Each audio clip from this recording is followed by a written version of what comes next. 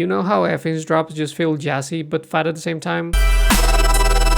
And they're honestly pretty hard to recreate. But the thing is, it's not about crazy plugins. I found 3 sound design tricks that instantly get you closer to that Effin's vibe. You guys have been asking for this one for a while, and truth is, I've been avoiding it just because his sound is very unique. But I finally gave it a try, and I'm gonna show you step by step how I made the drop that you just heard. We'll cover everything from drums, synths, and fills. Drop a comment with which other artist you would like me to break down next, and let's dive in. So the BPM for this one is 140, and the first section we're gonna go into is the drums. So I made a little mini build up right before the drop, and in there I just have this snare sample, and that is just pitching up with this frequency shifter. I made sure it's on frequency mode, and I'm automating the frequency knob, and then I did like a frequency sweep with this EQ, just cutting down from lows to highs to give a little bit more tension. Then right before the drop, I have this drum fill sample. In that channel, I just have amp, which is just boosting the volume and distorting the sound a little bit more. Then we get into the main drums, which sound like this.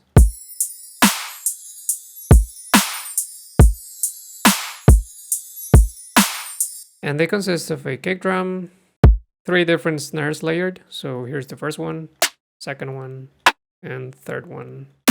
All of them together. After that, I have this hi-hat sample and some wind chimes. For the wind chimes, I added this around the head preset, which is an auto pan preset. And it's just basically panning things left and right. And I heard on some of Effin's tracks that he uses wind chimes, so that's why I put it in there. And I feel like it definitely adds to the vibe. Even if it's pretty subtle, I think it's a great element to contribute to the whole vibe that he has on some of his tracks. So now that we covered the drums, let's jump into the synths. Before I go into all the specific channels, I just wanted to show you that I have my sidechain already in place. I'm using just utility to create the sidechain automation every time that the kick and snare hits. And I also have a reverb throw automation, and that's just great for creating like a nice transition effect from section to section. So just to exaggerate a little bit of that effect, I'm gonna do this without the reverb throw, with it. So yeah, it just helps to create that nice cohesive transition effect from section to section. Now that that's out of the way, let's jump into the specific sounds. So this first one, it's actually a preset from the Serum factory pack. So I'm not gonna get too much into detail for it, because if you have Serum, then you'll definitely have this one as well. And these are the notes that I'm using for the MIDI. As you can see, it's just like a chord playing downwards. And then I have this pad that is more like a layer for the keys. This one I made. And this one started with the multi-sample mode and this specific sample on the choir folder. Then this LFO with this rate being modulating the level. Then I enabled a second oscillator with this vowel wavetable and modulating once again the LFO. Then I added some noise, AC hum, some filtering. It's only affecting oscillators but not the noise generator. Panned a little bit, 36%. And then on the effects, I just have hyper dimension, some delay, and reverb. So yeah, pretty simple patch. And that is being layered with a couple of sub. And that's being layered with this sub drop, which is pretty easy to create. You just grab a sine wave and then you create a shape like this on the LFO and you route that to the coarse pitch. In this case, the coarse pitch is 9%, which is the same as 12 semitones. So it's dropping 12 semitones or a full octave, and it's unipolar mode. In the effects, I just have soft clip and distortion and single band compression. And that is being layered with this other sound, which is actually the exact same patch, but I just added some extra post-processing afterwards just to give it a little bit more of a gritty sub vibe. And here's sound design trick number 1, and that's using Redux plus amp. So I've been using amp a lot for a long time, but Redux not so much. And honestly, it's pretty great for creating some gritty vibes. In here, I'm playing with the bits, shape, and the dry wet. And besides that, I just have erosion. So I just wanted to give a huge shout out to my homie Ambition, who I have a couple of collaborations with, and he's been doing some really great YouTube tutorials. One of the recent ones was about Redux, and that's why I've been using it more. Yeah, check him out. He has really great content. So let me show you how this sounds without any of this.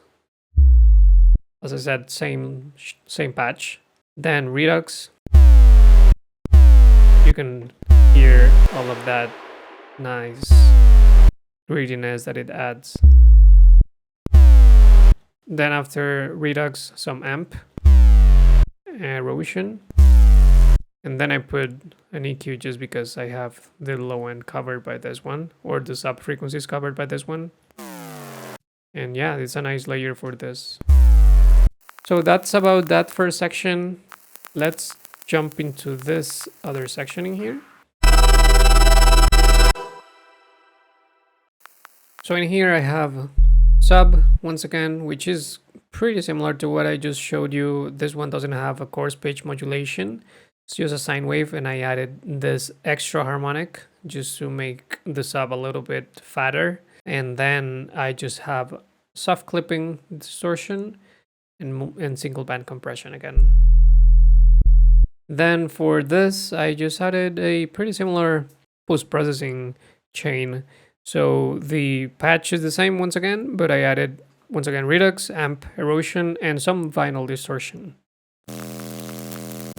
Then the main sound that you hear is this one. You will notice that this one is a variation of the pad in here, because I'm using the same sounds in the oscillators, but I'm doing something different with the LFO. And in here I basically have this shape, and sound design trick number 2 to get closer to that Effin's vibe is using the rate in Hertz mode instead of BPM, and using the smooth knob for different feelings. Using the Hertz modes instead of the BPM is going to give you like a more freeform type of sound, just because you're not being like restricted to a fixed rate like 1/16 or 132. In here you have way more flexibility, so you can do like pretty fine adjustments and get like a really cool groove. And then also something that I don't see a lot of producers using is the smooth knob, and it can get you pretty cool results. So let me show you what happens if I start like increasing this.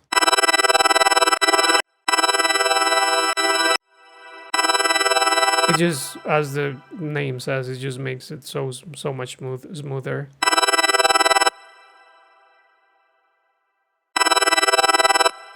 A bonus tip is play with the point in here.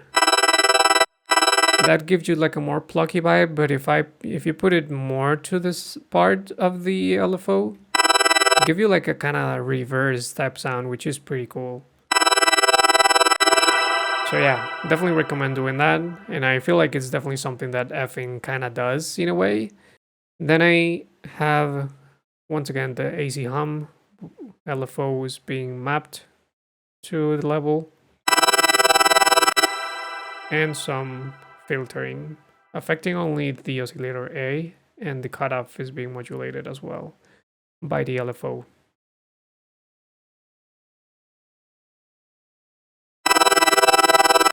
Now let's jump into the effects. I have multiband compression, soft clipping distortion, dimension,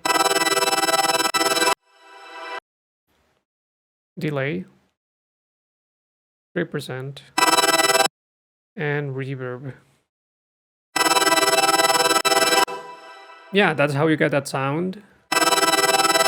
Then outside of the patch, I just have an EQ just cutting some of the lower and side of the sound because I already have like these layers covering for that area.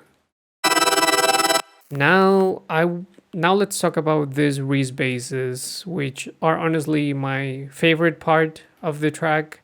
And for this one, you see that I'm using operator, and this is pretty huge. To be honest, I was struggling a lot with this video, and I stumbled upon an Effin's live stream, or an old live stream of him making music, and I noticed how he was using some specific parts of operator and combining that with post processing afterwards. So I want to dive into that and kind of show you my insights from that live stream and how I was, and what I learned from it. So this sounds like this.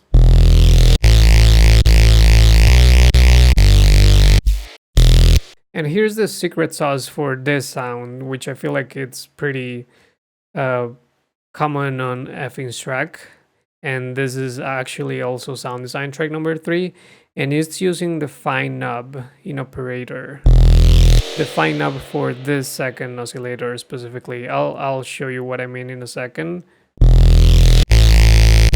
But if I turn it down, you can see how static this is now. Versus if I have the fine knob up. But yeah, let me break that down a little bit more. And as I said, this is based on a live stream from Effins. So when you drag and drop operator, you're probably gonna have two sine waves. Well, sine waves in all of this. And you're probably gonna have this one all the way down and this one just like this. So first thing first is adding some volume to the second, and that's going to give you more frequencies. So if I show you how this is looking right now, it's just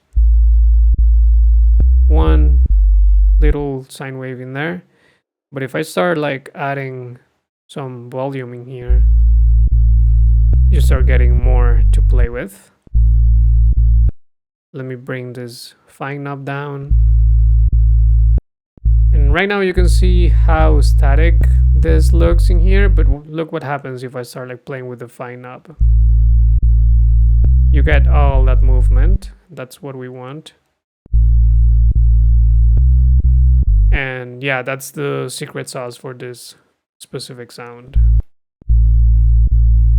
We'll now continue with the filter. In here, I just have a little automation. And pitch envelope, you can turn it off.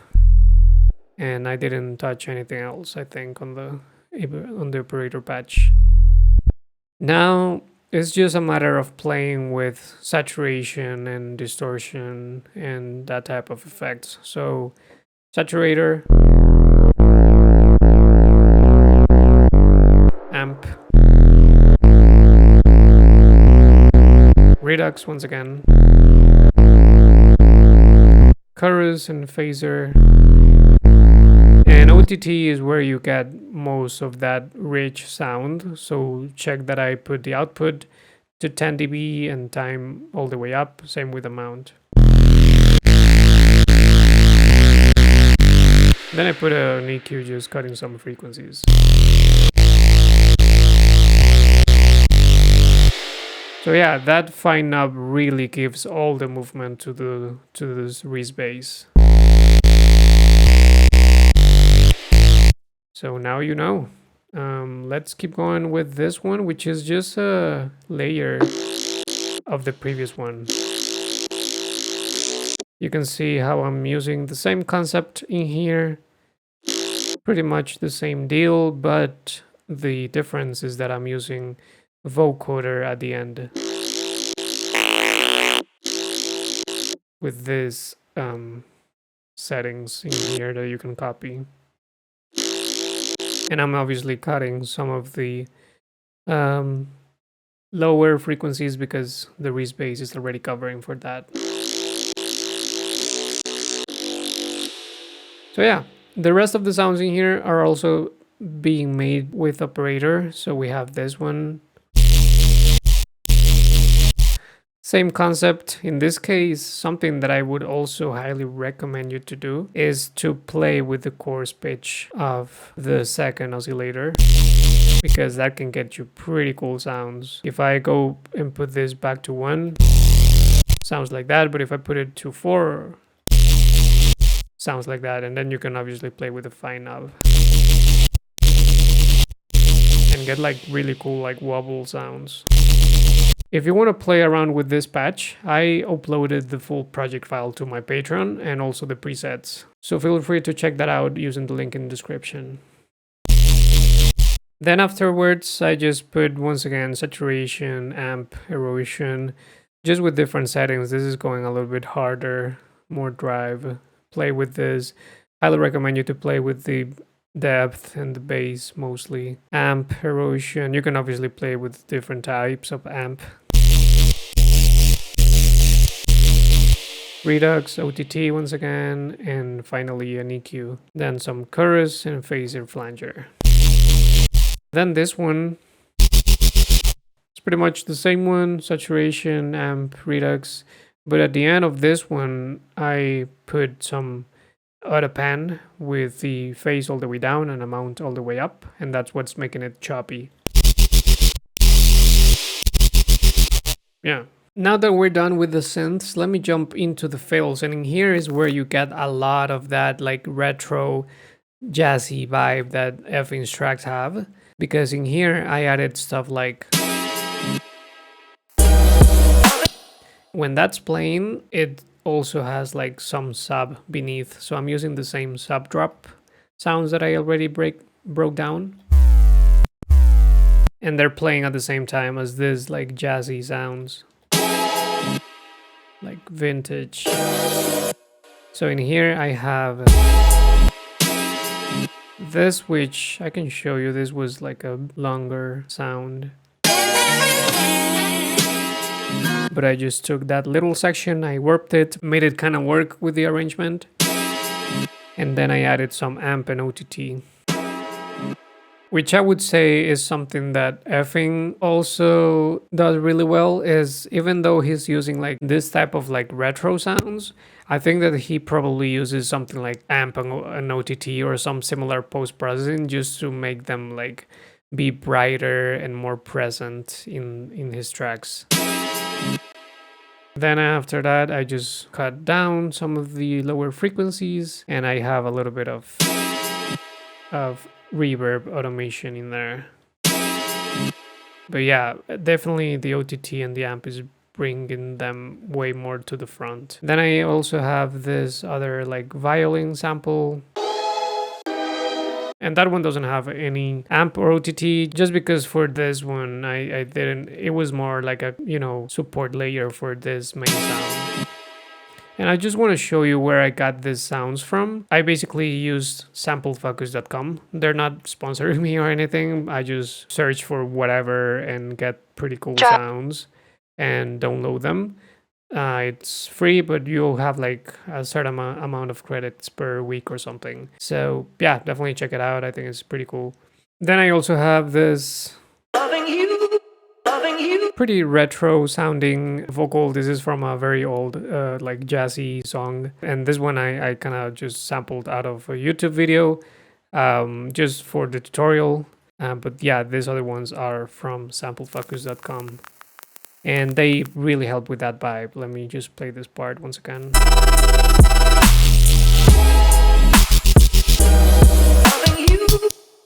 So now you know how to get that Effin's vibe, but what about those heavy sustained basses that you hear from artists like OK Jake? I broke it down in this tutorial. Check it out right here. Loving you.